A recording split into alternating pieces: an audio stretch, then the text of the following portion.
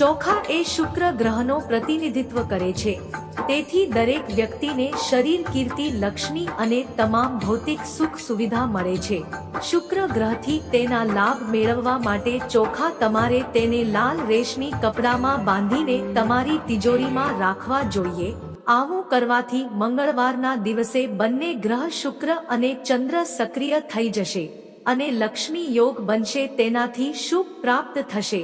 નમસ્કાર મિત્રો, જય શ્રી રામ. મિત્રો, રામલલ્લાની પ્રાણ પ્રતિષ્ઠાના મળેલ અક્ષતનું શું કરવું જોઈએ? લાંબી પ્રતીક્ષા બાદ અયોધ્યામાં રામ જન્મભૂમિ પર રામ મંદિરનું નિર્માણ કરવામાં આવ્યું છે, જ્યાં 22-20 જાન્યુઆરી 24 રોજ ભગવાન રામલાની મૂર્તિની પ્રાણ પ્રતિષ્ઠા કરવામાં આવશે. માત્ર સ્થાનિક લોકો જ નહીં પરંતુ વિશ્વભરના લોકો આ દિવસની રાહ જોઈ રહ્યા છીએ અને તેના સાક્ષી બનવા માટે અયોધ્યા શહેરમાં પહોંચી રહ્યા છે. આ દિવસને તહેવારની જેમ ઉજવવા માટે દેશભરમાં તૈયારીઓ કરવામાં આવી રહી છે, જેના માટે દરેક ગામ, શહેર, શેરી અને ઘરમાં ઉજવણી કરવામાં આવી રહી છે. રામ ભક્તો ઘરે ઘરે જઈને આમંત્રણ આપી રહ્યા છે. આ આમંત્રણમાં અક્ષત એટલે કે ચોખાનો ઉપયોગ કરવામાં આવી રહ્યો છે, જે ખૂબ જ જૂની ભારતીય પરંપરા છે. પ્રિય મિત્રો, ચાલો જાણીએ અક્ષત શું છે.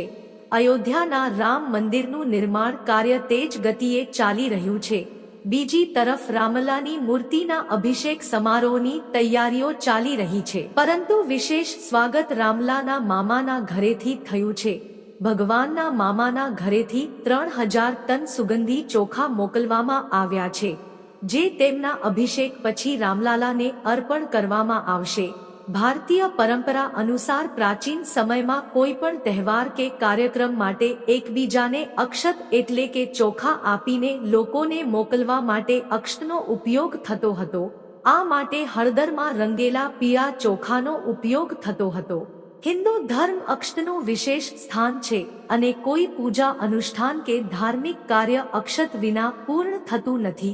ભગવાન રામની મૂર્તિના અભિષેકમાં ભાગ લેવા દેશભરમાંથી લોકો આવવાના છે.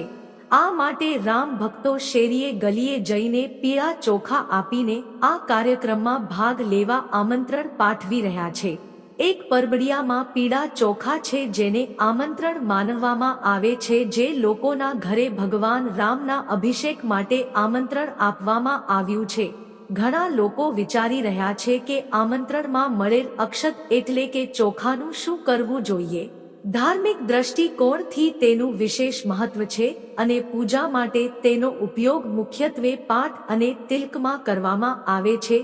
તેથી જો તમે આમંત્રણમાં આવતા અક્ષરને તમારા ઘરની તિજોરીમાં રાખશો તો ક્યારેય ધનની કમી નહીં આવે.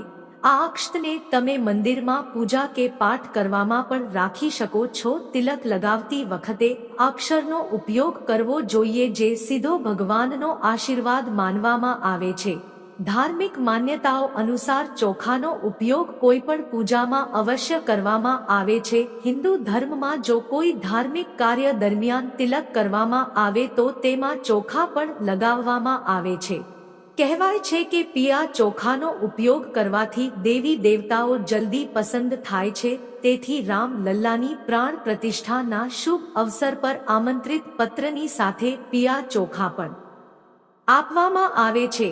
એવું માનવામાં આવે છે કે પીળા ચોખા કોઈ પણ શુભ કાર્યમાં ચોક્કસપણે સફળતા અપાવે છે. ત્યાંથી રામલાની પ્રાણ પ્રતિષ્ઠાના શુભ અવસર પર અક્ષર એટલે કે પીળા ચોખા આપવામાં આવી રહ્યા છે.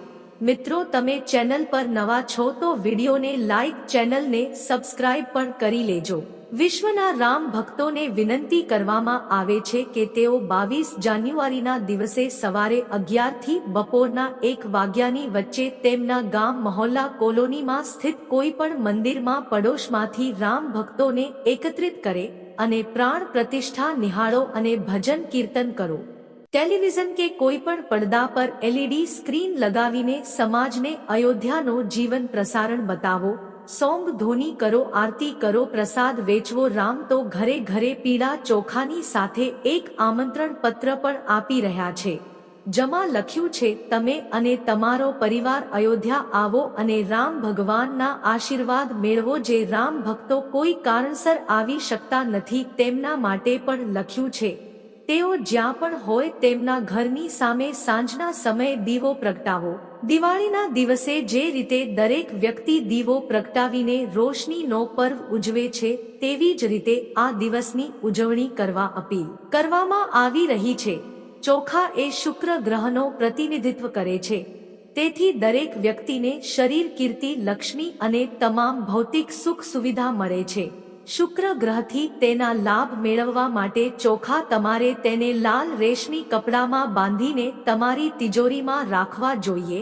આવું કરવાથી મંગળવારના દિવસે બંને ગ્રહ શુક્ર અને ચંદ્ર સક્રિય થઈ જશે અને લક્ષ્મી યોગ બનશે. તેનાથી શુભ પ્રાપ્ત થશે. ઘરમાં રામ મંદિરમાંથી મેળવેલા ચોખાનું ઘણું મહત્વ છે, તેથી રામલાના પ્રતિષ્ઠાના દિવસે આ ચોખામાંથી ખીર બનાવી શકાય છે. ત્યારબાદ આ ચોક ખીરને પ્રસાદ તરીકે પરિવાર સાથે ખાવાથી ઘરમાં સુખ સમૃદ્ધિ આવશે. તમે ખીર માટે ચોખા અને તેમાં થોડા અક્ષતને ઉમેરો.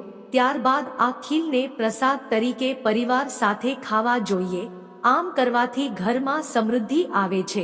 મિત્રો, માહિતી પસંદ આવી હોય તો વિડીયોને લાઈક, ચેનલને સબસ્ક્રાઇબની સાથે બેલ આઇકોન પણ પ્રેસ કરજો અને કમેન્ટમાં સાચા હે હૃદયથી જય શ્રી રામ અવશ્ય લખજો. બોલો શિયાવર રામચંદ્ર કી જય. બોલો હનુમાન મહારાજ કી જય. રઘુપતિ રાઘવ રાજારામ પતિ તપાવન સીતારામ. રામ સિયારામ સિયારામ. જય જય રામ.